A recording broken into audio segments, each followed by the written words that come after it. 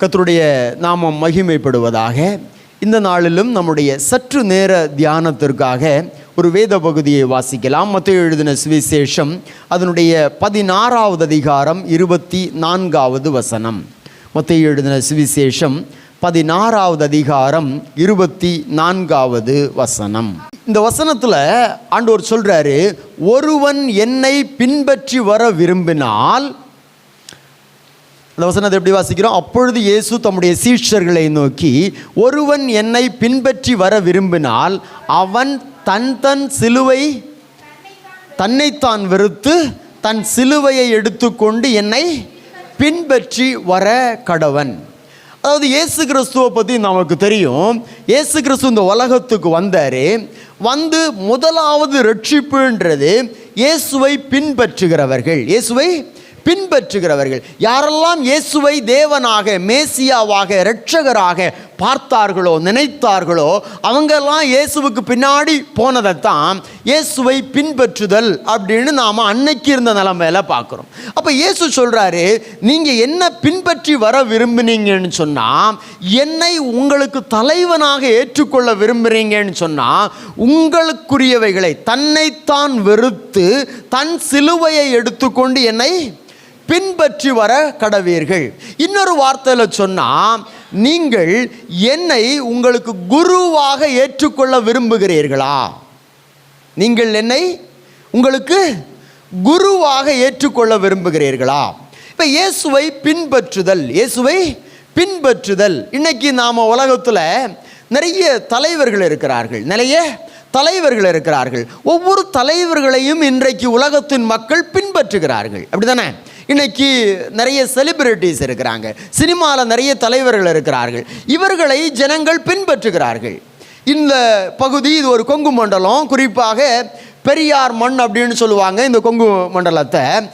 இங்கே பெரியாரை பின்பற்றுகிறவர்கள் நிறைய பேர் இருக்கிறாங்க. அப்படின்னா என்ன? பெரியார் ஒரு குறிப்பிட்ட காரியங்களை சொன்னார், ஒரு குறிப்பிட்ட வழியில் நடந்தார். அந்த பெரியார் வாழ்ந்தது மாதிரி வாழணும், பெரியார் சொன்னவைகளை நாம் சொல்லணும், பெரியார் சொன்னவைகளை நாம் பின்பற்றணும் அப்படின்னு சொல்லிட்டு, பெரியாரை எனக்கு நான் ஒரு முன்னோடியாக, குருவாக, பின்பற்றக்கூடிய நபராக நான் ஏற்றுக்கொள்ளுகிறேன் அப்படின்னு அந்த வழியை பின்பற்றுகிறார்கள். இன்னைக்கு நிறைய பேர் சினிமா தலைவர்களை தனக்கு வழிகாட்டியாக இல்லைனா குருவாக ஏற்றுக்கொள்ளுகிறார்கள். அவங்கள பார்த்தாலே தெரியும், அவங்க முடிய ஒரு சைஸா வெட்டி இருப்பாங்க, அவங்க கை ஒரு சைஸா பின்னாடி போகும், அவங்களுடைய ஆக்ஷன்ஸ், அவங்க நடந்து கொள்ளுகிற விதம், இதெல்லாம் சொல்லும், ஓ இவன் அவனை பின்பற்றுகிறான், அப்படிதானே? அவனை பார்த்த உடனே சொல்லும், ஓ இவனுடைய ஃபேன். அப்போ அவர்களை பார்த்த உடனே இவன் அவனை அவன் முடிய பார்த்தாலே தெரியுது, இவன் இன்னாரை தான் பின்பற்றுறான், அவன் இப்படி பண்ணுறத பார்த்தாலே தெரியுது இன்னாரை தான் பின்பற்றுகிறான். அவனுடைய வாழ்க்கை, அவனுடைய செயல்பாடு, அவனுடைய பேச்சு, இவைகளெல்லாம் அவர் யாரை பின்பற்றுகிறான் என்கிறத நமக்கு வெளிப்படுத்தும். இன்னைக்கு ஒரு அரசியல் தலைவர்கள் இருக்கிறார்கள்னு வச்சுக்குவோமே. இந்த அரசியல் தலைவர்கள் ஒரு டீ கடைக்கு வந்தாச்சுன்னா அவங்க பின்பற்றக்கூடிய அந்த தலைவரை வெளிப்படுத்துவாங்க. எங்கள் தலைவர் எப்படி தெரியுமா? அவர் அதை செஞ்சார், இவர் இதை செஞ்சார், அதை இப்படி பண்ணினார், அதை அப்படி பண்ணினார். எவ்வளவுதான் மிகப்பெரிய ஓட்டை இருந்தாலும் அதுக்கு எப்படியாவது ஒரு முட்டு கொடுக்கறதுக்கு அவங்க முயற்சி பண்ணுவாங்க. அவங்களுடைய வார்த்தையில் அவங்க தலைவரை ஒரு காலம் விட்டு கொடுக்கவே மாட்டாங்க. அப்போ அந்த தலைவரை பின்பற்றுதல் என்கிறதுல அவங்க ரொம்ப முடிந்தவரை எப்பொழுதும் தங்களை வெளிப்படுத்துகிறவர்களாக அவங்க இருப்பாங்க. இதுதான் பொதுவாக நாம் உலகத்தில் பார்க்குறது. ஓகே, இந்த பொதுவாக இப்போ இன்னைக்கு ஒருத்தரை பெரியாரை பின்பற்றுறோம் அப்படின்னு ஒருத்தர் சொன்னாருன்னா, முதல்ல அவர் என்ன செய்யணும்? பெரியாரை பற்றி தெரிஞ்சுக்கணும், பெரியாரை பற்றி தெரிஞ்சுக்கணும். அப்போ பெரியாரை பற்றி தெரிஞ்சாதான் பெரியார் என்ன செஞ்சார், பெரியார் என்ன சொன்னார் அப்படின்றத அவர் அறிந்து அதை பின்பற்ற முடியும். அப்போ நாம் சொல்லுகிறோம், இயேசுவை எனக்கு குருவாக, கடவுளாக, என்னுடைய தலைவனாக ஏற்றுக்கொள்ள விரும்புகிறவர்கள் முதலாவது நாம் செய்ய வேண்டியது இயேசுவை பற்றி நாம் முதல்ல படிச்சுக்கணும். இயேசுவை பற்றி நமக்கு என்ன தெரியும்? நம்முடைய தலைவர் யாருன்றோம்? இயேசு தான் நம்முடைய தலைவர்ன்றோம். இயேசுவை தான் நான் பின்பற்றுகிறேன் அப்படின்றோம். அப்போ இயேசு எந்த வழியில் கடந்து போனார் நமக்கு தெரியுமா? ஆமாம்.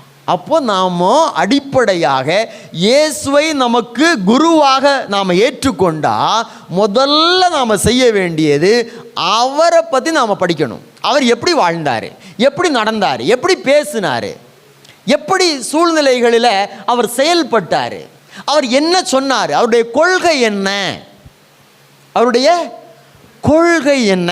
அப்போது நாம் வேதத்தில் மத்தேயு 16வது அதிகாரம் 24வது வசனத்தில் அவர் சொல்கிறாரு, தன்னைத்தான் வெறுத்து தன் சிலுவையை எடுத்துக்கொண்டு என்னை பின்பற்ற கடவன்.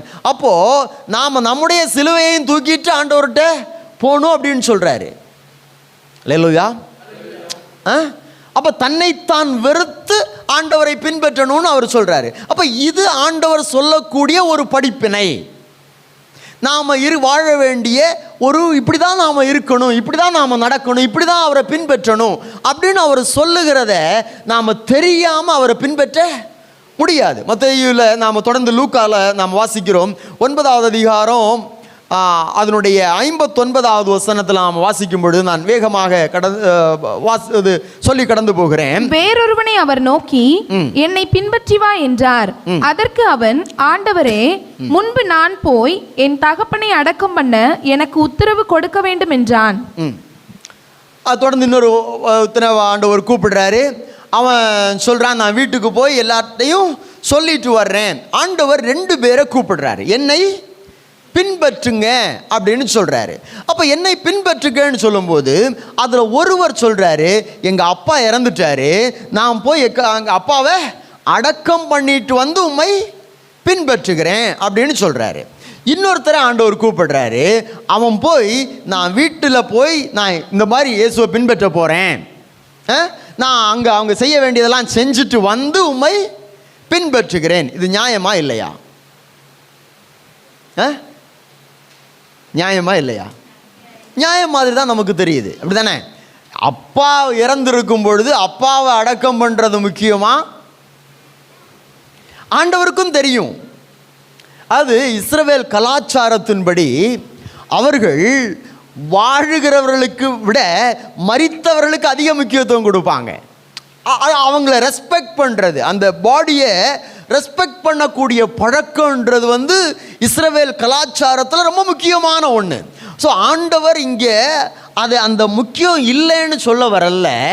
ஆண்டவர் என்ன சொல்ல வருகிறார் அப்படின்னா, ஒரு இறந்து போன தகப்பனை அடக்கம் பண்ணுகிறத விட ஆண்டவரை பின்பற்றுதல் முக்கியமானது. ரெண்டையும் ப்ரையாரிட்டைஸ் நாம் பண்ணுவோம்னா எது முக்கியம்? இயேசுவை பின்பற்றுகிறதா, தகப்பனை போய் அடக்கம் பண்ணுகிறதா? இயேசுவை பின்பற்றுகிறதா, வீட்டில் போய் நான் செய்ய வேண்டியதெல்லாம் செஞ்சு முடிச்சுட்டு வந்து உம்மை பின்பற்றுகிறேன் அப்படின்னு சொல்கிறதா? இதில் ரெண்டையுமே நாம் கம்பேர் பண்ணோன்னா இது ரெண்டுமே ஆண்டவருடைய பார்வையில் எது முக்கியமாக தெரியும்? ஆண்டவரை பின்பற்றுகிறது தான் முதலிடத்தில் இருக்க வேண்டும். அதன் மூலமாக அவர் என்ன சொல்கிறாருன்னா, நம்முடைய வாழ்க்கையினுடைய எல்லா சூழ்நிலையிலேயும், நான் சொன்னேன் இஸ்ரவேல் யூதர்களுடைய கலாச்சாரத்தின்படி அவர்கள் வாழும் பொழுது ஒரு மனிதனை மதிக்கிறதை விட அந்த மனிதன் இறந்து போயிட்டான்னு சொன்னால் அந்த பாடிக்கு அவங்க ரொம்ப அதிக முக்கியத்துவம் மதிப்பு கொடுப்பாங்க. அப்படின்னா என்ன ஆண்டவர் சொல்ல வருகிறார்? எல்லாவற்றையும் விட இந்த உலகத்தில் மதிக்கப்படுகிற எல்லாவற்றையும் விட, முக்கியமான எல்லாவற்றையும் விட ஆண்டவரை பின்பற்றுதல் முக்கியமானது. அல்லேலூயா, அல்லேலூயா. அப்போ அந்த ஆண்டவரை பின்பற்றுதலுடைய முக்கியத்துவத்தை ஆண்டவர் அந்த உவமை மூலமாக அவர் வெளிப்படுத்துகிறவராக இருக்கிறார். ஓகே, ஸோ அடிப்படையாக நாம் சொல்லலாம், முதல்ல இந்த ஆண்டவரை பின்பற்றுதல் அப்படின்றது எல்லாவற்றிற்கும் மேலானது, எல்லாவற்றையும் விட முக்கியத்துவம் வாய்ந்தது, எல்லாவற்றையும் விட ஃபர்ஸ்ட் ப்ரையாரிட்டி கொடுக்கப்பட வேண்டியது. ரெண்டாவது, அவருடைய போதனைகளை நாம் கற்றுக்கொள்ள வேண்டும். அவருடைய போதனைகளை கற்றுக்கொள்ளணும். இயேசு கிறிஸ்துவை பொறுத்த வரைக்கும் இந்த உலகத்தில் அவர் இருந்த நாட்களில் 3 வருஷம் தம்முடைய சீஷர்களுக்கு அவர் கற்றுக் கொடுத்தார். அவர் என்ன செஞ்சார்? கற்றுக் கொடுத்தார். நிறைய சூழ்நிலைகளில் நமக்கு தெரியும். மத்தேயு 28வது அதிகாரம் அதனுடைய 19-20 வசனங்கள் ரொம்ப நமக்கு பழக்கமான ஒரு வசனம். ஆகையால் நீங்கள் புறப்பட்டு போய் சகல ஜாதிகளையும் சீஷராக்கி பிதா குமாரன் பரிசுத்த ஆவியின் நாமத்திலே அவர்களுக்கு ஞானஸ்நானம் கொடுத்து நான் உங்களுக்கு கட்டளையிட்ட யாவையும் அவர்கள் கைக்கொள்ளும்படி அவர்களுக்கு உபதேசம் பண்ணுங்கள். அந்த வசனத்தினுடைய காரியங்கள் எல்லாம் நமக்கு தெரியும். அந்த வசனத்தில் அவர் என்ன சொல்றாரு? நான் உங்களுக்கு உபதேசித்த, கற்றுக் கொடுத்த, உங்களை எடுக்கேட், உங்களுக்கு கற்றுக் கொடுத்த எல்லாவற்றையும் நீங்க போய் அவங்களுக்கு கற்றுக் கொடுங்க. அப்படின்னா 3 வருஷம் ஆண்டவர் நிறைய காரியங்களை இந்த சீஷர்களுக்கு கற்றுக் கொடுத்தார். சீஷர்களுக்கு கற்றுக் கொடுத்தார். ஆண்டவர் சொல்றாரு, நாம லூக்கா மார்க் 12வது அதிகாரம் 29வது வசனத்தில் இதே காரியத்தை நாம் வாசிக்கிறோம். லூக்கா 12வது அதிகாரம் 22வது வசனத்தில் நாம் எப்படி வாசிக்கிறோம்? எண்ணத்தை உண்போம், எண்ணத்தை குடிப்போம், எண்ணத்தை உடுப்போம் அப்படின்னு என்ன செய்யாதீங்க, கவலைப்படாதீங்க. அப்புறம் நிறைய நிறைய காரியங்களை வாசிக்கிறோம். மத்தேயு 6வது அதிகாரம் 9வது வசனத்தில் இருந்து அவர் ஜெபம் பண்ண வேண்டிய விதமாவது இருக்குல்ல. இன் ஜெனரல் நான் சொல்ல விரும்புகிற காரியம் என்னென்னா, இயேசு இந்த உலகத்தில் இருந்த நாட்களில் தம்முடைய சீஷர்களுக்கு ஆண்டவரை பற்றி, பரலோகத்தை பற்றி, இந்த உலகத்தில் நாம் எப்படி வாழணும் என்கிறதை பற்றி எல்லாவற்றை குறித்தும் அவர் கற்றுக் கொடுத்தார். அவர் கற்றுக் கொடுத்தார். அல்லேலூயா.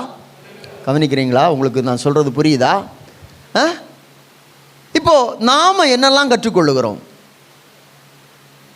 என்ன நமக்கு தெரியும்? அப்போ ஆண்டவரை பின்பற்றணும்னா அந்த ஆண்டவரை பற்றி நமக்கு தெரிஞ்சிருக்கணும்ல. ஆண்டவரை பற்றி தெரிஞ்சிருந்தா தானே நம்ம ஆண்டவரை பின்பற்ற முடியும். நான் சொன்ன மாதிரி இந்த சினிமா தலைவரை நான் பின்பற்றுறேன் அப்படின்னா அந்த சினிமா தலைவர் இப்படி பண்ணுவார் அப்படின்னு தெரிஞ்சதுனால தானே இவனும் இப்படி பண்ணுறான். அந்த தலைவர் இப்படி தான் முடிவெட்டுவார் அப்படின்னு தெரிஞ்சதுனால தானே அவனும் அப்படி முடிவெட்டுறான். அப்போ நமக்கு இந்த ஆண்டவரை பற்றி என்ன தெரியும்? அதை தெரிந்து கொள்ளுகிறதற்கு நாம் என்ன முயற்சி எடுத்திருக்கிறோம்? கவனிக்கிறீங்களா? இந்த ஆண்டவரை பற்றி நாம் தெரிந்து கொள்ளுகிறதற்கு என்ன முயற்சி எடுத்திருக்கிறோம்?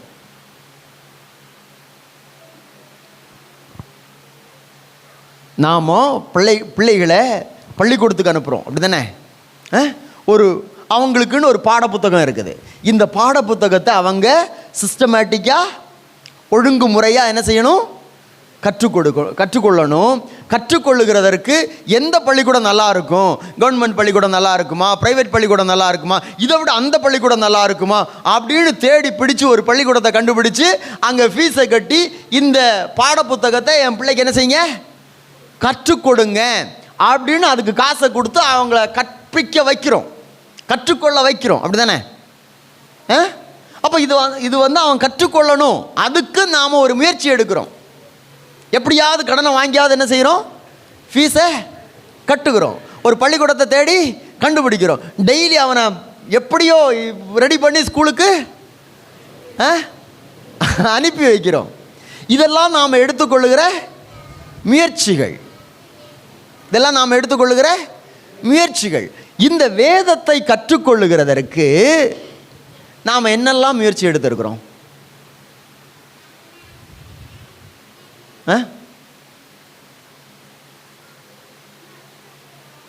என்னெல்லாம் முயற்சி எடுத்திருக்கிறோம்? கவனிக்கிறீங்களா? நான் பிரசங்கம் பண்ணிட்டு போக வரல, நான் உங்கள்கிட்ட பேசதான் வந்திருக்கிறேன்.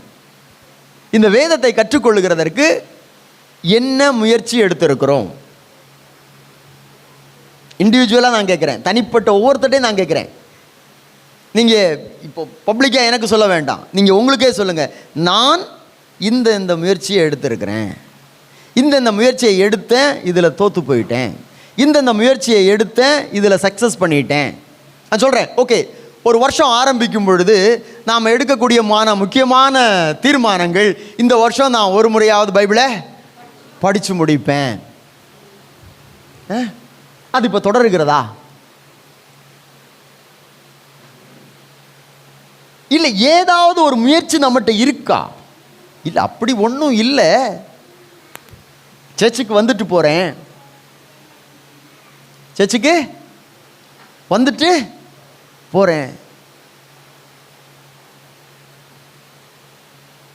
அப்படின்னு நம்ம சொல்லுவோமா நம்முடைய பிள்ளைகளுக்கு? நீ ஒன்றும் படிக்க வேண்டாம்ப்பா, டெய்லி பேகை தூக்கிட்டு பள்ளிக்கு போயிட்டு வா, அது போதும். இல்லை, வருஷத்துக்கு ஒருக்கா எக்ஸாமுக்கு மட்டும் போயிட்டு வா, அது போதும். வாரத்தில் ஒரு நாள் நீ போனால் போதும்பா பள்ளிக்கூடத்துக்கு அப்படின்னு சொல்லுவோமா நம்ம பிள்ளைகளுக்கு?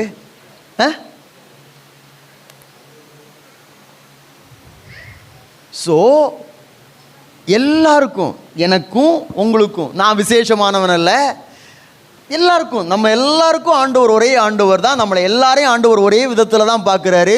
ஊழியக்காரங்களை கொம்பு முளைச்சவங்க ஆண்டவர் பார்க்கறது இல்லை. நீங்களும் நானும் எல்லாரும் அடிப்படையாக மொத்த வேலை இந்த வேதத்தை, இந்த ஆண்டவரை குறித்து அறிய வேண்டியது, கற்றுக்கொள்ள வேண்டியது நம்முடைய கடமை. அப்போ அந்த கற்றுக்கொள்ளுகிறதற்கு நாம் ஏதாவது ஒரு முயற்சியை எடுக்கணும். கவனிக்கிறீங்களா? ஏதாவது ஒரு முயற்சியை எடுக்கணும். இப்போ நீங்கள் முடிவு பண்ண போகிறீங்க, என்ன முயற்சி நீங்கள் எடுக்க போகிறீங்க? ஆமென். இண்டிவிஜுவலாக, தனிப்பட்ட விதத்தில் நான் இந்த வேதத்தை கற்றுக்கொள்ளுகிறதற்கு இப்படி ஒரு முயற்சி எடுக்க போகிறேன். டெய்லி 10 மினிட் நான் உட்கார்ந்து வேதத்தை என்ன செய்ய போகிறேன்? படிக்க போகிறேன். நான் வேதத்துக்கு ஒரு துணை நூலை வாங்கி, ஒரு கமெண்ட்ரியை வாங்கி, இல்லை நான் வேதத்துக்கு எனக்கு இன்னும் கொஞ்சம் கூட அர்த்தத்தை சொல்லிக் கொடுக்கறது மாதிரி ஒரு புத்தகத்தையும் வாங்கி நான் படிக்க போகிறேன். கவனிக்கிறீங்களா? அப்போ இந்த இயேசு கிறிஸ்து நமக்கு சொன்ன காரியங்களை, பரலோகத்தில் இருக்கிறவைகளை பூலோகத்தில் இருக்கிறவைகளை கொண்டு ஓமையாக அவர் சொன்னார். விதைக்கிறவன் ஒருவன் விதைக்க போனான், ஒரு மனுஷனுடைய நிலத்தில் முத்து இருந்துச்சு. இதெல்லாம் இயேசு கிறிஸ்து சொன்னதான நிறைய ஊமைகள். ஒரு மனுஷனுக்கு 2 குமாரர்கள் இருந்தார்கள். பரலோகத்தின் ரகசியங்களை பூமியில் இருக்கிறவைகளை கொண்டு ஆண்டவர் எக்ஸ்பிளைன் பண்ணார். இல்லை, நான் வேதத்தில் எத்தனை ஓமைகள் இருக்குன்னு நான் படித்து ஒவ்வொன்றா எழுதி அதில் ஆண்டவர் என்னெல்லாம் சொல்லியிருக்கிறான்னு கண்டுபிடிக்க போகிறேன். ஆண்டவர் எத்தனை அற்புதம் செஞ்சார் அப்படின்னு இந்த லைனாக ஏதோ ஒரு புத்தகத்தை வாங்கி எழுதாமல் நான் வேதத்தை படித்து எழுத போகிறேன். கவனிக்கிறீங்களா? ஸோ பிரசங்கம் அப்படி பண்ணுறதுக்கு நான் இங்கே வரல. ஸோ நாம் என்ன செய்ய போகிறோம்? ஏதோ ஒன்றை நாம் என்ன செய்யணும்? செஞ்சு தான் ஆகணும். ஏதாவது ஒன்றை நாம் அது என்ன செய்ய போகிறீங்கன்றதை இப்போ டிசைட் பண்ண போகிறோம். அது பெருசாக இருக்கணுன்றது இல்லை, அது பெருசாக இருக்கணுன்றது இல்லை. நான் டெய்லி 2 மணி நேரம் முழங்காலில் நின்று ஜெபம் பண்ண போகிறேன், ரொம்ப நல்ல விஷயம். ஆனால் அது சாத்தியமா உங்களால்? இல்லை. அப்போது அட்லீஸ்ட் நான் 10 மினிட் ஜெபம் பண்ணுவேன் அப்படின்னு ஒரு நல்ல தீர்மானத்தை எடுக்க முடியும். அது ப்ராக்டிக்கல். அது முடியுமா முடியாதா? முடியும். நான் ஒரு நாளைக்கு ஒரு 3 அதிகாரம் படிக்கிறேன். ஒரு 3 அதிகாரத்தில் 4 அதிகாரம் படித்தாச்சுன்னா ஒரு வருஷத்தில் ஒரு பைபிளை முழுவதும் ஒரு வருஷத்தில் படிக்க முடியும். அதை கூட விட்டுருவோமே, 2 அதிகாரம் படித்தா 2 வருஷத்துலையாவது ஒரு முறை வாசித்து முடிக்க முடியும். எத்தனை வருஷமாக நம்ம சர்ச்சுக்கு வர்றோம்? ஒரு 10 வருஷமாக சர்ச்சுக்கு வர்றோம்னு வச்சுக்கோமே. அப்போ 2 வருஷத்துக்கு ஒரு முறை நம்ம வாசித்து முடிச்சாச்சுன்னா 5 முறையாவது முடிச்சிருக்கோமா? முடிச்சிருக்கிறோமா? ப்ராக்டிக்கலாக நான் பேசுகிறேன். இல்லை, 10 வருஷமாக வர்றோம், ஒரு அதிகாரம் வச்சாவது சிஸ்டமேட்டிக்காக படிச்சிருந்தால் 4 வருஷத்தில் ஒரு முறை அது கூட நம்ம செஞ்சோமா? அப்போது நம்மகிட்ட ஒரு சரியான தீர்மானம் இல்லை. நான் இப்படி படிக்க போகிறேன். ஒரு பள்ளிக்கூடத்தில் ஒரு சிலபஸ் அப்படின்னு ஒன்று இருக்குல்ல, ஒரு பாடப்புத்தகம்னு ஒன்று இருக்குல்ல, அந்த பாட புத்தகம் இருக்கிறதுனால தான் அந்த டீச்சர் முதலாவது 1வது பாடத்தை சொல்லிக் கொடுக்குறாரு, அடுத்த நாள் 2வது பாடத்தை சொல்லிக் கொடுக்குறாரு, அடுத்த நாள் 3வது பாடத்தை சொல்லிக் கொடுக்குறாரு. அந்த பாட புத்தகமே இல்லைன்னு வச்சுக்கோமே, 1ஆம் வகுப்புலே ABCD சொல்லிக் கொடுப்பாங்க, 10ஆம் வகுப்புலையும். ஏன்னா எந்த ஒரு பாடத்திட்டமும் இல்லை. நாமளும் இன்னைக்கு அப்படி தான் இருக்கிறோம். கற்றுக்கொள்ளுகிறதற்கு ஏதாவது பாடத்திட்டத்தை நாம் வச்சுருக்கிறோமா? எந்த பாடத்திட்டமும் நம்மகிட்ட இல்லை. நம்ம சர்ச்சுக்கு வரும்போது வர்றோம், கேட்குறத கேட்குறோம், போகும்போது போகிறோம். கற்றுக்கொள்ளுகிறதற்கான என்ன ஒரு இதை நாம் வச்சுருக்கிறோம். அப்போ நமக்கு நாம் எத்தனையோ வருஷம் பிரசங்கம் கேட்டோம், இன்றைக்கி பிரசங்கமே நாம் கேட்கல. இன்றைக்கி நாம் என்ன செய்ய போகிறோம்னா, நாம் ஒரு டிசிஷன் எடுக்க போகிறோம். அது பெருசாக மலை மறிக்கிறது மாதிரி ஒன்றும் இல்லை, ரொம்ப சிம்பிளாக, ரொம்ப பேசிக்காக ஆண்டவரை குறித்து அறிந்து கொள்ளுகிறதற்கு நான் ஒரு முயற்சியை எடுக்க போகிறேன். இந்த முயற்சியில் இதுதான் நான் செய்ய போகிறேன். ஆமென். எத்தனை பேருக்கு புரிஞ்சிச்சு? நான் சொல்லதை தான் திருப்பி திருப்பி சொல்கிறேன். அது மறக்கவே கூடாது, மறக்கவே கூடாது, வாழ்நாளில் மறக்கக்கூடாது. அப்போது நம்ம அடிப்படையாக செய்ய வேண்டியது, நாம் இயேசுவை குருவாக நம்முடைய தலைவனாக ஏற்றுக்கொண்டோம் அப்படின்னா, ஆண்டவர் அதை பற்றி என்ன சொல்கிறாரு? அதுதான் எல்லாவற்றையும் விட, ஈவன் இறந்த அப்பாவை அடக்கம் பண்ணுகிறத விட ஆண்டவரை பின்பற்றுதல் பிரதானமானது அப்படின்னு ஆண்டவர் சொல்கிறாரு. 2வது, நாம் அவரை பின்பற்றணும்னா அவர் யாருன்னு நமக்கு தெரியணும், அவர் என்ன செஞ்சாருன்னு நமக்கு தெரியணும், அவர் என்ன சொன்னாருன்னு நமக்கு தெரியணும், அவர் எப்படி போதிச்சாருன்னு நமக்கு தெரியணும், அவருடைய கொள்கை என்னன்னு தெரியணும், அவர் எப்படி வாழ்ந்தாருன்னு நமக்கு தெரியணும். அல்லேலூயா, அல்லேலூயா. சபைகளும் இதில் தவறி விட்டதுன்னு தான் நான் சொல்லணும். ஏன்னா இதெல்லாம் கற்றுக் கொடுக்கிற இடமா தான் சபை இருந்துச்சு. இதெல்லாம் கற்றுக் கொடுக்கிற இடமா தான் சபை ஒரு காலத்தில் இருந்துச்சு. ஆனால் காலப்போக்கில் அது மாறி சபையில் ஞாயிற்றுக்கிழமை அது பிரசங்கமாக மாறிச்சு. பிரசங்கமாக மாறினதுக்கு பிறகு அது கற்றுக் கொடுக்கறதுக்கு தான் வேத பாடம், பைபிள் ஸ்டடின்னு ஒன்று ஆரம்பித்தாங்க. இதெல்லாம் கற்றுக் கொடுக்கறதற்கு நான் நல்ல நோக்கத்தோடு ஆரம்பித்தாங்க. இன்றைக்கி பைபிள் ஸ்டடி எல்லாம் சபையில் நடக்குதா? நாம் பங்கு பெறுகிறோமா? ஞாயிற்றுக்கிழமை வர்றோம், ஒரு எழுப்புதல் பிரசங்கத்தை கேட்குறோம், அல்லேலூயா தோத்துறோன்னு போயிட்டு அடுத்த வாரம் வர்றோம். இப்படி தானே இருக்குது. அப்போ நாம் சீஷனாக இயேசுவை பின்பற்றுகிறவர்களாக இருக்கணும் அப்படின்னா, அடிப்படையாக நாம் செய்ய வேண்டிய மிக பிரதானமான முக்கியமான காரியம் அப்படின்னு சொன்னால், முதல்ல நம்முடைய குருவை பற்றி நமக்கு என்ன செய்யணும்? தெரிஞ்சிருக்கணும். அந்த குருவை பற்றி தெரிகிறதுக்கு, அந்த குருவை பற்றி இங்கே தான் எழுதியிருக்கு. குருவை பற்றி இது நாம் படித்து என்ன செய்யணும்? தெரிஞ்சுக்கணும். இதை தெரிஞ்சுக்கிறதுக்கு நாம் ஒரு முயற்சியை எடுக்கணும். இதில் என்னெல்லாம் உங்களுக்கு புரியல, தெரியல அப்படின்னா நீங்கள் பாஸ்டர்கிட்ட கேட்கலாம். ஆமென். ஓகே. 2வது, சீஷனுடைய 2வது முக்கியமான தன்மை என்னன்னா, திருத்தப்படுகிறதற்கு தன்னை அர்ப்பணித்தவன். இப்போ இயேசு கிறிஸ்துவுடைய சீஷர்களை நாம் பார்க்குறோம். இயேசு கிறிஸ்துவுடைய சீஷரில் நிறைய நேரங்களில் அவர் கோபப்பட்டு கடிந்து கொண்டார். அவர்களுக்கு கற்றுக் கொடுக்கறது மட்டும் இல்லை, அவர்களை திருத்த, இதை செய்யக்கூடாது, இப்படி நடக்கக்கூடாது. நீங்கள் என்ன 2 பேரும் சண்டை போட்டுட்டே இருக்கிறீங்க, நான் தான் பெரியவன்னு, போய் கழுவு ஒவ்வொருத்தன் காலை. செஞ்சாரா செஞ்சா இல்லையா? தான் அதுக்கு மாதிரி காட்டினாரு. அப்போ அந்த பெருமையை உடைக்கிறதற்கு நீ போய் மற்றவனுடைய காலை என்ன செய்? கழுவு. எவன் பெரியவன் அல்ல, எவன் சிறியவனோ அவன்தான் பெரியவன். கற்றுக் கொடுத்தாரா? அப்போ திருத்தப்படுகிறதற்கு, தவறுகள் சுட்டி காட்டப்படும். அப்போ இந்த வேதத்தில் நாம் படிக்கும் பொழுது, இந்த வேதத்தை கற்றுக்கொள்ளும் பொழுது, இந்த வேதம், இந்த தலைவரை குறித்து, அவருடைய கொள்கைகளை குறித்து நாம் கற்றுக்கொள்ளும் பொழுது, இந்த தலைவருடைய சுபாவம், அந்த தலைவர்கிட்ட தாழ்மை இருந்துச்சு, என்கிட்ட என்ன இருக்கு? பெருமை இருக்கு.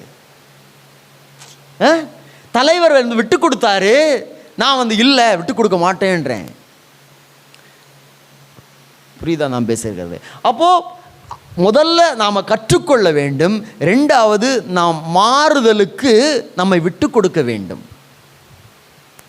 இன்னைக்கு அது இருக்கா? நாங்கள் படித்த காலத்தில் எங்களுடைய பெற்றோர் பள்ளிக்கூடத்துக்கு வந்தாச்சுன்னா சொல்லுவாங்க, 2 கண்ணையும் விட்டுருங்க, தொலியை உரிச்சிருங்க, நல்லா அடித்து படிக்க வைங்க அப்படின்வாங்க. இன்னைக்கு நம்ம பிள்ளைகளை பாத்தியார் அடிச்சுட்டாருன்னா அவருடைய நிலைமை என்ன ஆகும்? ஸோ அந்த மனநிலைமையே மாறிச்சா? அன்னைக்கு பையன் சொல்கிறத நம்ப மாட்டாங்க, டீச்சர் சொல்கிறத நம்புவாங்க. இன்னைக்கு யார் சொல்கிறத நம்புவோம்? பசங்க சொல்கிறோம், பிள்ளைகள் சொல்கிறது தான் நாம் நம்புவோம். அன்னைக்கு வாத்தியார் நமக்கே வாத்தியார் மாதிரி, வாத்தியார் நம்ம பிள்ளைகளுடைய வாத்தியார் நமக்கே வாத்தியார் மாதிரி ரெஸ்பெக்ட் பண்ணுவோம். இன்னைக்கு அவன் என்ன பெரிய வாத்தியார், அவளுக்கு என்ன தெரியும், அவளை விட நான் படிச்சிருக்கிறேன். நம்முடைய பிள்ளைகளுடைய டீச்சர்ஸை நாம் ரெஸ்பெக்ட் பண்ணுறோமா? நம்முடைய பெற்றோர் நீங்கள் கேட்டு பாருங்க, கொஞ்சம் பெரியவங்களை, அவங்க பள்ளிக்கூடத்தில் வாத்தியார்கிட்ட போயாச்சுன்னா இதை இவங்களுக்கு அவங்க வாத்தியார் மாதிரி பணிவா அவங்கள ரெஸ்பெக்ட் பண்ணுவாங்க. இன்னைக்கு பண்ணுறோமா? ஸோ இது மாதிரி தான் இங்கேயும் இன்னைக்கு ஆகிப்போச்சு. இன்னைக்கு சபையில் ஒரு குற்றத்தை, இது நீங்கள் மாற்றிக்கணும், இப்படி இருக்கக்கூடாது. ஈவன் நான் சொல்ல வர்றது பிள்ளைகள் இப்படி இருக்கக்கூடாது. பிள்ளைகள் நான் ஒரு பேச்சுக்கு சொல்கிறேன், ஓகே பிள்ளைகள் முக்காடு போடணும் அப்படின்னு பாஸ்டர் சொன்னால் அது எப்படி அவர் சொல்லலாம்? இல்லை ஏன் நீ சண்டே ஸ்கூலுக்கு வரலாமா, ஏன் என் பிள்ளைய கூப்பிட்டாது கேட்குறீங்க, அவளுக்கு விருப்பம் இருந்தால் வருவா.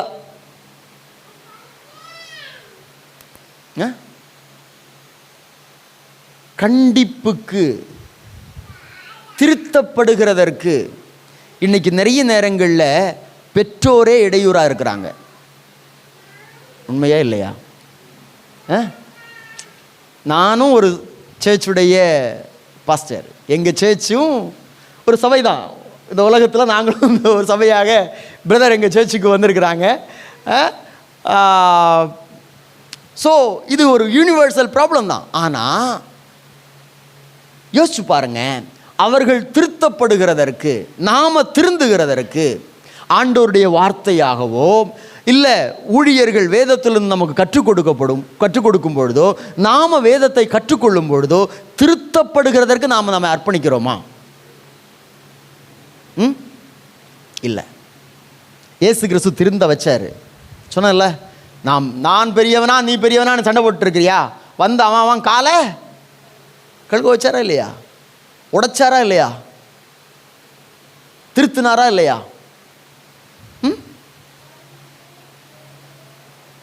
அப்போ சீஷன் திருந்தணும். நாம் எல்லாரும் மனிதர்கள் தவறு செய்கிற தன்மை உடையவர்கள். ஆனால் அந்த தவறை சுட்டி காட்டும் பொழுது நாத்தான் போய் சொன்னார் தாவீதை பார்த்து, நீ தான் அந்த மனுஷன். ஆமாம், நான் தான் தப்பு பண்ணிட்டேன் ஆண்டவரே, என்ன மன்னிச்சிருங்க. பேதுருவை பார்த்து சொன்னார், நீ மறுதலிப்ப. அவன் மறுதலிச்சான், கோழி கூவுது. ஐயோ ஆண்டவர் சொன்னார், நான் அப்படி தப்பு பண்ணிட்டேன், மன்னிச்சிருங்க ஆண்டவரே. ஆனால் யூதாஸ்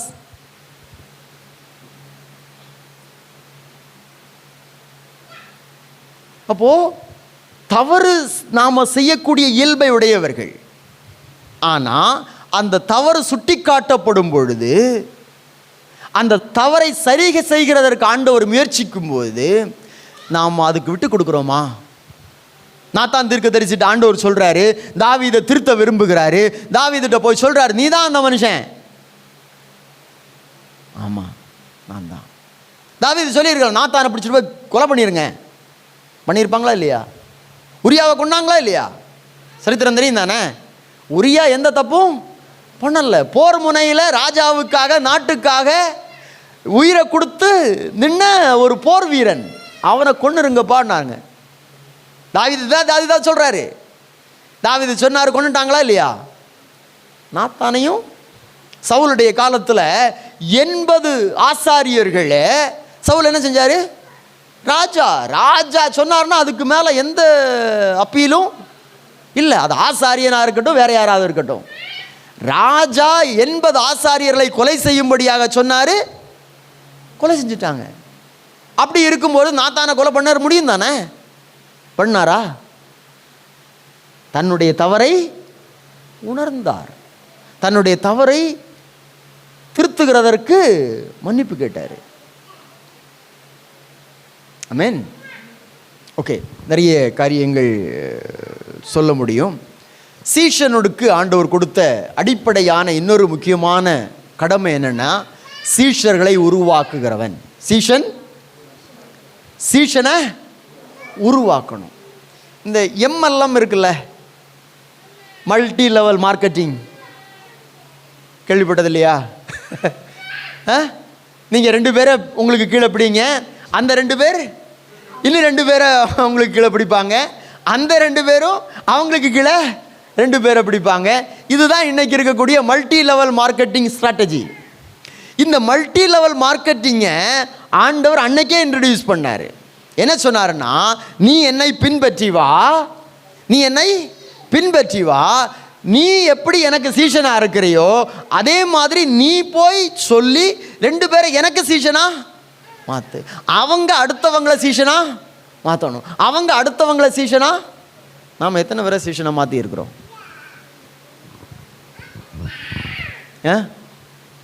நாம் சீஷனா மாறி எத்தனை வருஷம் ஆச்சு? இயேசுவை பின்பற்ற தொடங்கி எத்தனை வருஷம் ஆச்சு? பிறந்ததிலிருந்தே இயேசுவை பின்பற்றுகிறோம். நான் உண்டு, என் வேலை உண்டு, அப்படிதானே?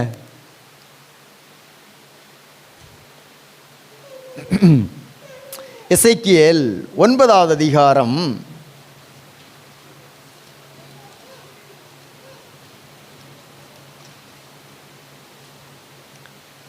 அதனுடைய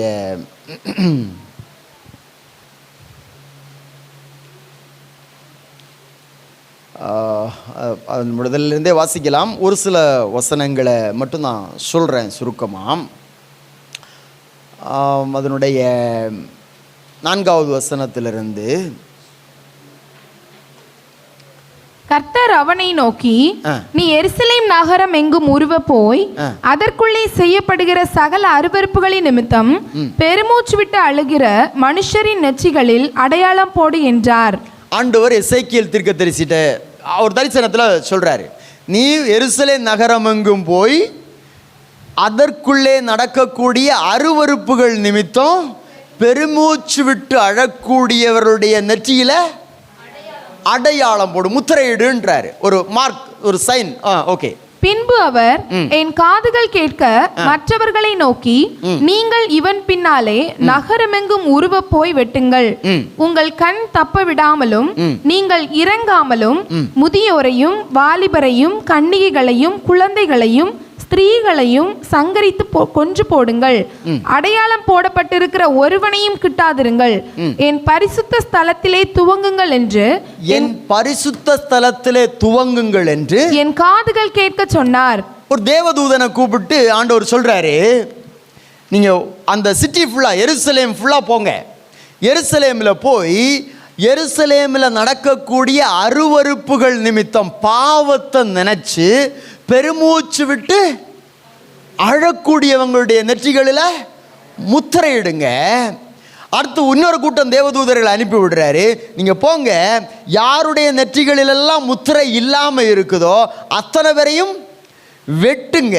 இது எங்க ஆரம்பிங்க? சர்ச்சில் ஆரம்பிங்க, தேவாலயத்தில் ஆரம்பிங்க. அன்னைக்கு எருசலேமுடைய நிலைமை அப்படின்னா, எருசலேமில் வாழ்ந்த இஸ்ரவேல் ஜனங்கள் எல்லாரும் அகதிகளாக, கைதிகளாக இன்னொரு நாட்டுக்கு கொண்டு போகப்பட்டாங்க, பாபிலோனுக்கு கொண்டு போகப்பட்டாங்க. இங்கே மீதி இருக்கிறது யாருன்னா, ஒன்றுக்கும் வழி இல்லாத கொஞ்சம் கிழவிகள் மட்டும்தான் இருக்கிறாங்க. யாருக்கும் பிரயோஜனம் இல்லாதவங்க மட்டும்தான் இங்கே இருக்கிறாங்க.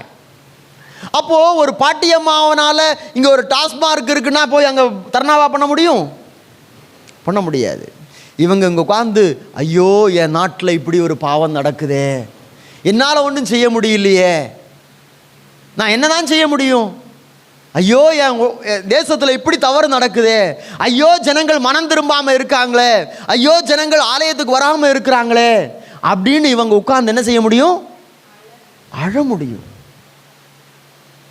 வியாகுலப்பட முடியும், கவலைப்பட முடியும், பெருமூச்சு விட முடியும். அப்படி பெருமூச்சு விடுகிறவருடைய நெற்றிகளில் முத்திரையிடு. இன்னும் கொஞ்சம் இருக்கிறாங்க, அவங்க எப்படி இருக்கிறாங்க? அவங்க எந்த தப்பும் பண்ணல, அவங்க வழக்கம் போல் வாழ்ந்துட்டு இருக்கிறாங்க. நான் உண்டு, ஏன் வேலை உண்டு, அது டாஸ்மார்க் இருந்தா என்ன, இங்கே விபச்சாரம் நடந்தா என்ன, நான் அதுக்கெல்லாம் போகலைல்ல, நான் அதுக்கெல்லாம் உடன்படலைல்ல. ஆமென். இங்கே தான் இருக்கீங்களா? நான் எந்த தப்பும் பண்ணலைல்ல, நான் இந்த எதுக்காவது போனேன்னா, நான் ஒன்றுக்கும் போகலை, நான் பாட்டுக்கு இருக்கிறேன், நான் பாட்டுக்கு சர்ச்சுக்கு போயிட்டு வந்துட்டு இருக்கிறேன், நான் எந்த தப்பும் பண்ணல. ஆண்டவர் அங்கே சொல்றாரு, தேசத்தில் நடக்கக்கூடிய அருவருப்புகள் நிமித்தம், தேசத்தில் இருக்கக்கூடிய பாவிகள் நிமித்தம், தேசத்தில் இருக்கக்கூடிய ரட்சிக்கப்படாதவர்கள் நிமித்தம் அவர்களுடைய அக்கிரமங்களை நாம் தெரிந்து அதுக்காக பெருமூச்சு விடாதவர்கள் என்ன செய்யப்பட்டாங்க? வெட்டப்பட்டாங்க. எங்கே ஆரம்பிக்கிறாரு? தேவாலயத்தில். அப்படின்னா தேவாலயத்தில் அப்படிப்பட்டவங்க இருக்கிறாங்க, தேவாலயத்திலே அப்படிப்பட்டவங்க இருக்கிறாங்க. அப்போ அந்த உத்தரவாதம் அப்படின்றது ஏதோ நான் பிரச்சனைக்கு போகல, நான் ஒழுங்காக சர்ச்சுக்கு வர்றேன், நான் ஒழுங்காக காணிக்க போடுறேன், நான் டாஸ்மார்க்குக்கு போகல, நான் இப்படிப்பட்ட தவறு செய்யலை என்கிறது அல்ல. நம்முடைய உத்தரவாதத்தை நாம் செஞ்சுருக்கிறோமா? நம்முடைய கடமையை நாம் செஞ்சுருக்கிறோமா? ஆண்டவர் நமக்கு சொன்னதை நாம் நிறைவேற்றி இருக்கிறோமா?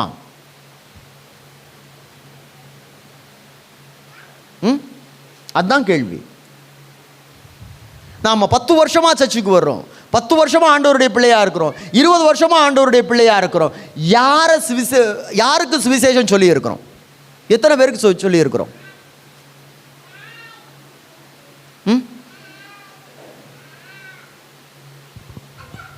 எத்தனை பேருக்கு சொல்லியிருப்போம்? ஏதாவது ஒரு முயற்சி எடுத்திருக்கிறோமா?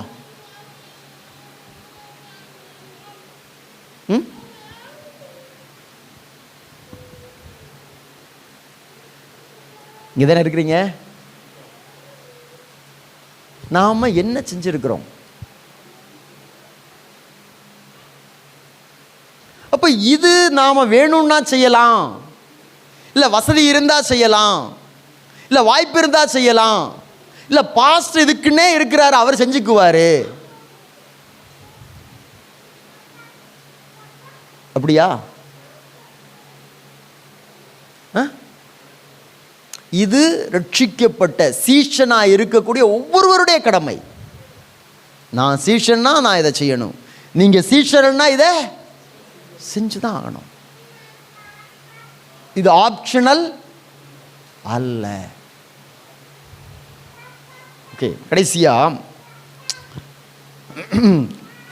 ரைட், மத்தேயு 19வது அதிகாரம் 27வது வசனத்தில், மத்தேயு 19வது அதிகாரம் 27வது வசனத்தில், அப்பொழுது பேதுரு அவரை நோக்கி, இதோ நாங்கள் எல்லாவற்றையும் விட்டு உம்மை பின்பற்றினோமே, எங்களுக்கு என்ன கிடைக்கும் என்றான். ஒரு நியாயமான ஒரு கேள்வி கேட்கிறாரு. இங்க இப்படியெல்லாம் சொல்றீங்க, அவரை இப்படி பின்பற்றணும்னு சொல்றீங்க, இப்படியெல்லாம் சொல்றீங்க, இதனால எங்களுக்கு என்ன கிடைக்கும்? நாங்கள் 3.5 வருஷம் சொல்றதெல்லாம் கேட்டோம், எல்லா பிரச்சனையும் தாங்கணும், எல்லா கஷ்டத்தின் வழியாக கடந்து போனோம், இப்படியெல்லாம் எங்களுக்கு நாங்கள் செஞ்ச எங்களுக்கு என்ன கிடைக்கும்? நியாயமான கேள்வியா இல்லையா? நியாயமான கேள்வியா இல்லையா? ஆமாம். வேதத்தில் நிறைய காரியங்களை, டைம் முடிஞ்சிச்சு, வேதத்தில் நிறைய காரியங்களை இது நமக்கு நம்மேல் விழுந்த கடமை. இது நம்மேல் விழுந்த கடமை. இதை நாம் செஞ்சு தான் ஆகணும். என்ன கிடைக்கும்? ஆண்டவர் நமக்காக தேவனுடைய ராஜ்யத்தை ஆயத்தப்படுத்தி இருக்கிறார். அல்லேலூயா. நாம் யோவானில் வாசிக்கிறோம், 14வது அதிகாரத்தில் நாம் வாசிக்கிறோம், நான் உங்களுக்காக ஒரு இடத்தை ஆயத்தம் பண்ண போகிறேன். நான் அந்த வசனத்தை வாசிங்க. நான் போய் உங்களுக்காக ஸ்தலத்தை ஆயத்தம் பண்ணின பின்பு நான் இருக்கிற இடத்திலே நீங்களும் இருக்கும்படி. எங்க? நான் இருக்கிற இடத்துல நீங்களும் இருக்கும்படி நான் மறுபடியும் வந்து உங்களை என்னிடத்தில் சேர்த்துக்கொள்ளும். அப்ப சீஷனாக இருந்தாச்சுன்னா நமக்கு இருக்கக்கூடிய நம்ம ஆண்டவர் தம்மோடு கூட நான் இருக்கிற இடத்துல, நான் ஏற்கனவே சொல்லியிருப்பேன்னு நினைக்கிறேன், நாம் வேலை செய்கிற ஒரு ஆஃபீஸ்லையோ ஒரு கம்பெனிலையோ அதனுடைய ஓனர் அவருக்கு நிகராக சேரை போட்டு நம்மளை உட்கார வைப்பாரா? உட்கார வைப்பாரா? உட்கார வைக்க மாட்டார். இந்த உலகத்தையே படைத்த ஆண்டவர் சொல்றாரு, நான் உங்களுக்காக, என்னுடைய சீஷர்களாகிய உங்களுக்காக நான் இடத்தை ஆயத்தம் பண்ண போறேன்.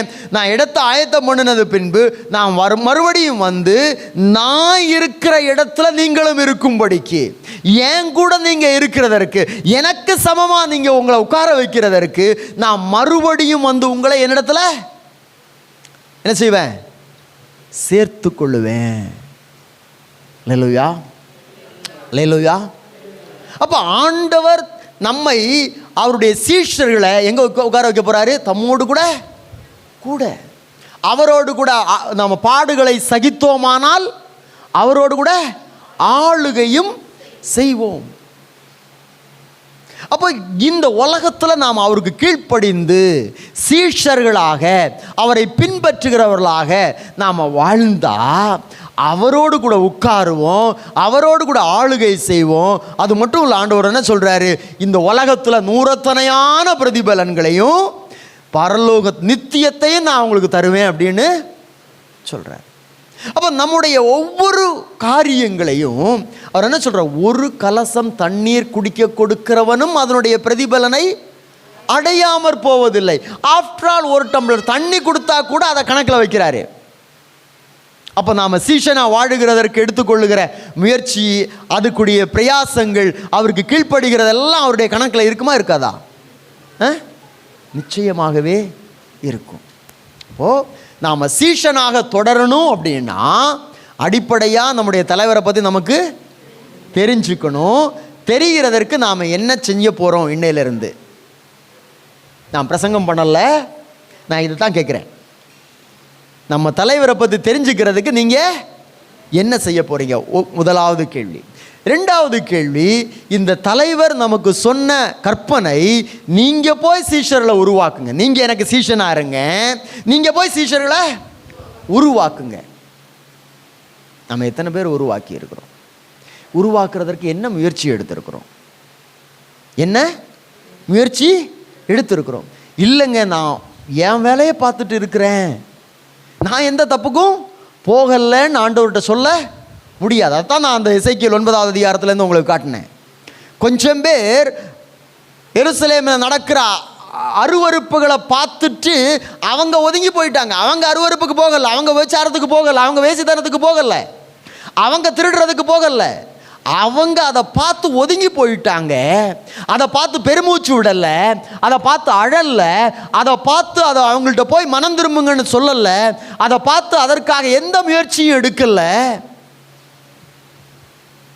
அவர்களை ஆண்டவர் சொல்கிறாரு, நெற்றிகளிலே முத்திரையிடப்படாத அவர்களை வெட்டுங்க. அது எங்கேருந்து ஆரம்பிங்க? தேவாலயத்திலேருந்து ஆரம்பிங்க, சபையில் ஆரம்பிங்க. சபையில் எப்படிப்பட்டவங்க இருக்கிறாங்கன்றாரு. சபையில் இருக்கிறோமா? நம்ம சபையில் ஆரம்பித்தால் நம்முடைய நிலைமை எப்படி இருக்கும்? நம்முடைய நெற்றிகளில் முத்திரை இருக்கா? நாம் ரெஸ்பான்சிபிள் பீப்புளாக இன்னைக்கு உலகத்தில் இருக்கக்கூடிய துன்மார்க்கனுக்கு, ஆண்டவரை அறியாதவர்களுக்கு, அவர்களுக்கு பொறுப்பானவர்களாக நாம் இருக்கிறோமா? அவர்களை குறித்த சிந்தை உடையவர்களாக இருக்கிறோமா? அவர்களை குறித்த கரிசனை நம்மகிட்ட இருக்கா? அவர்களுக்காக நாம் ஏதாவது செய்திருக்கிறோமா? ஆண்டவர் நமக்கு கொடுத்துருக்கிற படிப்பையோ, ஆண்டவர் நமக்கு கொடுத்துருக்கிற பதவியையோ, ஆண்டவர் நமக்கு கொடுத்துருக்கிற பணத்தையோ, ஆண்டவர் நமக்கு கொடுத்துற நேரத்தையோ, ஏதாவது ஒன்று ஆண்டவருக்காக நாம் இந்த காரியத்திற்காக, ரட்சிக்கப்படாத ஒரு மனிதனுடைய மனம் திரும்புதலுக்காக நாம் செலவழித்திருக்கிறோமா? ஆண்டவர் நமக்கு தந்திருக்கிற நல்ல வேலை, அதில் நாம் பெற்றுக்கொள்கிற நல்ல சம்பளம், நாம் மட்டும் வாழ்ந்து சுகமாக இருக்கிறதற்கு அல்ல. ஆண்டவர் நமக்கு தந்திருக்கிற நல்ல பொறுப்பு, பதவி, ஒரு பொசிஷன், நாம் மட்டும் என்ஜாய் பண்ணுறதுக்கு அல்ல. ஆண்டவர் நமக்கு தந்திருக்கிற பொருளாதாரம், வசதி வாய்ப்புகள் நாம் மட்டும் அனுபவித்து வாழுகிறதற்குரியது அல்ல.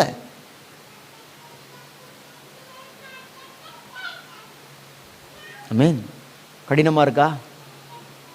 என்ன செய்கிறது? இப்படிலாம் ஆண்டவர் சொல்லி இருக்கிறாரு, நாங்கள் சொல்லாமல் இருக்க முடியாது. ஆமென். ஸோ இந்த 2 அடிப்படையான காரியங்களை நான் உங்களுக்கு முன்பதாக வைக்கிறேன். ஒன்று, இந்த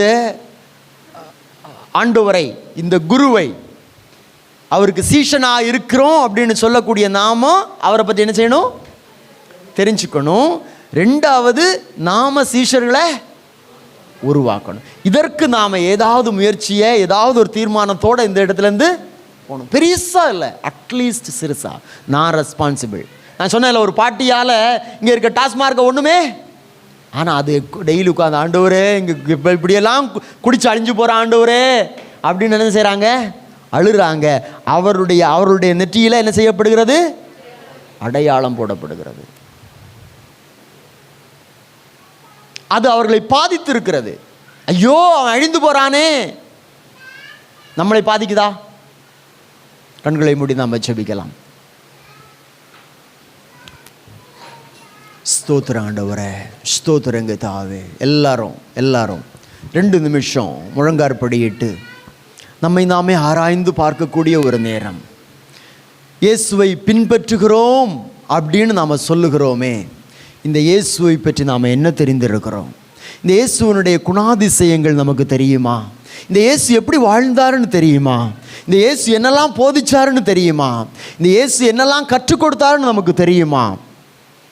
ஆண்டவரே, இன்றையிலிருந்து நான் ஒரு நல்ல தீர்மானத்தை எடுக்கிறேன். ஆண்டவரே, சிஸ்டமேட்டிக்காக, ஒழுங்குமுறையாக நான் உம்மை குறித்து அறிந்து கொள்ள விரும்புகிறேன். ஆண்டவரே, உம்முடைய பாதத்தில் அமர்ந்து நான் கற்றுக்கொள்ள விரும்புகிறேன். ஆண்டவரே, உம்முடைய பாதத்தில் அமர்ந்து இந்த வேதத்தை தியானிக்க விரும்புகிறேன். ஆண்டவரே, நீங்கள் எப்படி இருப்பீங்க அப்படின்னு அன்னைக்கு அவன் மரத்து மேலே ஏறி உட்கார்ந்துருந்து பார்க்க விரும்புகிறேன். ஆண்டவரே, இன்னைக்கு நான் உம்முடைய பாதத்தில் அமர்ந்திருந்து நீர் எப்படிப்பட்டவர்னு பார்க்க விரும்புகிறேன். ஆண்டவரே, என்னுடைய கண்களை திறந்தருளுங்க. ஆண்டவரே, ஆண்டவரை பார்த்து சொல்லுங்கள், நீங்கள் என்ன தீர்மானம் எடுக்கிறீங்கன்றதை ஆண்டவரை பார்த்து சொல்லுங்கள். உண்மை அறிந்து கொள்ளுகிறதற்கு இன்றையிலிருந்து நான் இன்ன காரியங்களை செய்ய போகிறேன் அப்படின்னு நீங்கள் ஏதாவது தீர்மானம் எடுத்திருப்பீங்கன்னு சொன்னால் அதை நீங்கள் இப்போ ஆண்டவர்கிட்ட சொல்லுங்கள். இந்த தீர்மானத்தை எடுத்திருக்கிற ஆண்டவரே, ப்ராக்டிக்கலான, நம்மளால் செயல்முறைப்படுத்த முடிந்த ஒரு தீர்மானத்தை எடுங்க. பெரிய தீர்மானத்தை இல்லை, நாம் செய்ய முடிந்த ஒரு தீர்மானத்தை எடுங்க. அந்த எண்ணம் உங்களை ஆட்கொள்ளட்டும். Yes, it is my responsibility. இதை என்னுடைய குரு எதிர்பார்க்கிறாரு. அவரை பின்பற்றுகிற நான் அவர் யாருன்னு எனக்கு தெரிஞ்சிருக்கணும். இந்த உலகத்தில் நீர் ஆண்டவர் இந்த உலகத்தில் வாழ்ந்திருந்த காலத்தில் அவர் யார் என்பதை அவர் 3 வருஷம் கற்றுக் கொடுத்தாரு.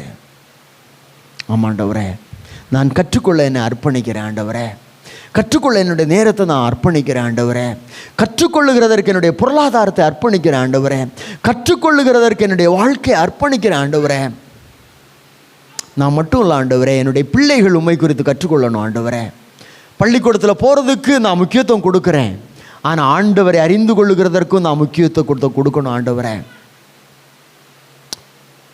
அப்பா எனக்கு உதவி செய்யுங்க, எனக்கு உதவி செய்யுங்கப்பா. அப்படி தீர்மானம் எடுக்கிறவங்கள வாய்களை திறந்து ஜெபம் பண்ணுங்க.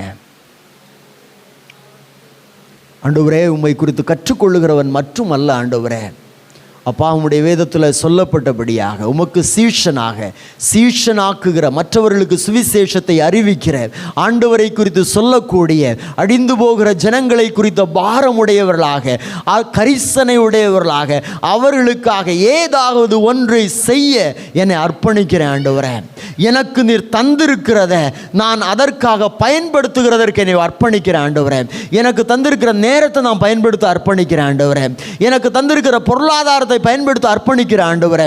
எனக்கு தந்திருக்கிற வேலை வாய்ப்பை ஆண்டவரே, எனக்கு தந்திருக்கிற பொசிஷனை நான் அர்ப்பணிக்க விரும்புகிறேன் ஆண்டவரே. விரும்புகிறவங்க சொல்லுங்க ஆண்டவரிடத்துல, ஆண்டவரே நீர் எனக்கு தந்திருக்கிற வேலைக்காக உமக்கு நன்றி செலுத்துகிறேன் ஆண்டவரே. நீர் எனக்கு தந்திருக்கிற பொருளாதாரத்துக்காக உமக்கு நன்றி செலுத்துகிறேன் ஆண்டவரே. நீர் எனக்கு தந்திருக்கிற ஆசீர்வாதங்களுக்காக உமக்கு நன்றி செலுத்துகிறேன் ஆண்டவரே. நீர் எனக்கு தந்திருக்கிற ஞானத்துக்காக உமக்கு நன்றி செலுத்துகிறேன் ஆண்டவரே. நான் அதை சாட்சியாக அறிவிக்க என்னை அர்ப்பணிக்கிறேன் ஆண்டவரே. அப்படி செய்ய எங்கள் யாவருக்கும் உதவி செய்வீராக அப்பா. கிருபையுள்ள எங்கள் நல்ல ஆண்டவரே, இந்த ஆசீர்வாதமான வேலைக்காய் உமக்கு நன்றி செலுத்துகிறோம். உம்முடைய பிள்ளைகளாய் உம்முடைய பாதத்தில் வருகிறோம் ஆண்டவரே. உம்மை ஆவியோடு உண்மையோடு ஆராதிக்க, உம்மை மகிமைப்படுத்த, எங்களுடைய பிரச்சனைகளை, எங்களுடைய தேவைகளை உம்முடைய சமூகத்தில் சமர்ப்பிக்க எங்களுக்கு தந்த நல்ல நேரத்திற்காக உமக்கு ஸ்தோத்திரம் செலுத்துகிறோம் ஆண்டவரே. இங்கே இருக்கிற ஒவ்வொருவரையும் உம்முடைய கரங்களில் சமர்ப்பிக்கிறோம். குடும்பமாக, தனித்தனியாக உம்முடைய கரங்களில் சமர்ப்பிக்கிறோங்க தாவே. கர்த்தர் கிருபையாய் தெரிந்து கொண்டு ஆச்சரியமாய் இவ்வளவு நாட்களாக வழிநடத்தி வருகிற மேலான கிருபைகளுக்காக உமக்கு ஸ்தோத்திரம் செலுத்துகிறோம் அப்பா. ஆண்டவரே, ஒவ்வொரு குடும்பத்தினுடைய சூழ்நிலையை கர்த்தர் அறிந்திருக்கிறீங்க. வியாதியா இருக்கிறவர்கள் உண்டு ஆண்டவரே, தேவைகளோடு இருக்கிறவர்கள் உண்டு ஆண்டவரே, பிரச்சனைகளோடு பிரதிகூலங்களோடு இருக்கிறவர்கள் உண்டு ஆண்டவரே. ஒவ்வொருவருக்கும் ஆண்டவர் தம்முடைய வல்லமையை வெளிப்படுத்தப்பட வேண்டுமா நாங்கள் செபிக்கிறோம் அப்பா. சிறியோருக்கும் பெரியோருக்கும் ஆண்டவர் போதுமானவராய் இருக்க வேண்டுமா நாங்கள் செபிக்கிறோம் ஆண்டவரே. உம்மை பின்பற்றுகிற, உம்மை ஆராதிக்கிற, உம்முடைய வழிகளிலே நடக்கிற பிள்ளைகள் அநேகருக்கு சாட்சியாக இருக்க, அநேகருக்கு முன்மாதிரியாக இருக்க, அநேகர் ஆண்டவரே இவர்களை கண்டு உம்மை பின்பற்றுகிறதற்கு உரிய ஒரு வாழ்க்கை வாழ இவர்களுக்கு உதவி செய்ய வேண்டுமாய் நாங்கள் செபிக்கிறோம். ஆண்டவரை பின்பற்றுகிற பிள்ளைகள் இவ்விதமாய் ஆசீர்வதிக்கப்படுவார்கள் என்கிறதற்கு இவர்களை சாட்சிகளாய் நிறுத்தும்படியாய் நாங்கள் செபிக்கிறோம் ஆண்டவரே. இன்னும் ஆண்டவரை உறுதியாய் உம்மை பின்பற்ற, அநேகருக்கு ஆசீர்வாதமாக இருக்க கர்த்தர் யாவருக்கும் உதவி செய்யும்படியாய் நாங்கள் செபிக்கிறோம் ஆண்டவரே. இந்த சபையின் ஊழியருக்காக, குடும்பத்திற்காக உமக்கு நன்றி செலுத்துகிறோம் ஆண்டவரே. அப்பா, கர்த்தருடைய கிருபை அவர்களோடு கூட இருக்கும்படியாக, இந்த தேசத்தில் இன்னும் உம்முடைய நாமம் கட்டப்படுகிறதற்காக, உம்முடைய ராஜ்யம் கட்டப்படுகிறதற்காக இவர்களை வல்லமையாய் பயன்படுத்தும்படியாய் நாங்கள் செபிக்கிறோம். இவைகளுக்கு எதிராக காணப்படுகிற எல்லா பிசாசின் கிரியைகளும் அழிக்கப்படுவதாக, உம்முடைய நாமத்துக்கு மகிமையாக தொடர்ந்து ஊழியங்களை செய்ய கர்த்தர் உதவி செய்வீராக ஆண்டவரே. எங்களை யாவரையும் உம்முடைய கரங்களில் சமர்ப்பிக்கிறோம். உம்முடைய சித்தம் செய்ய, உம்முடைய விருப்பத்தை நடப்பிக்க, உமக்கு ஆண்டவரே சாட்சிகளாக இருக்க எங்கள் யாவருக்கும் உதவி செய்வீராக. துதி கன மகிமை எல்லாம் உமக்கு செலுத்துகிறோம். இயேசுவின் நாமத்தில் ஜெபங்கள் நல்ல பிதாவே.